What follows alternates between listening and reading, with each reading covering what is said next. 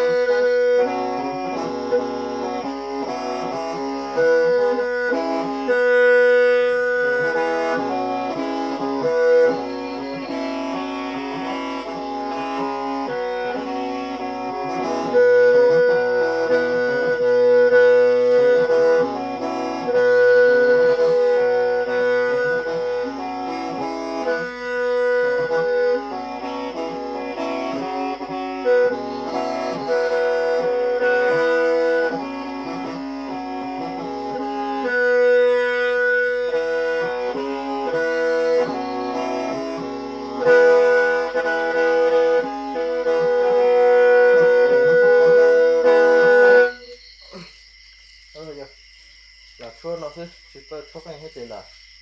chỉ hơn mất chua sẽ lúc chua canh hòn đó tao nó chả thế này cùng đó cười thế mà ta nhập ra phải tắt canh nó mua chờ đợi nó canh nó mua để chi đó cùng đó giống cân cầu đi thì của họ đã mất chua còn về cái tầm nó gì thì sau đó họ để chậu hòn rồi sai mùa sẽ để tận tên là họ tàu trong đi chả này rồi thì của họ thật sự đời cứ đi lên trà cho nên cho tụi họ nó sẽ bỏ là họ tụi chỉ nhẹ nó cũng chịu trà tụi nhẹ họ và ta trà tốt thế này của thế này và ta đặt ký sẽ của họ ô tô trong ô tô lên trà một đấy rồi đấy và của lúc YouTube ở vấn đề mà lo này lo rồi tôi mà này cứ đi trà số đây cái kiểu sẽ thế đó mà họ lo rồi cho tàu đặt tàu video họ này thì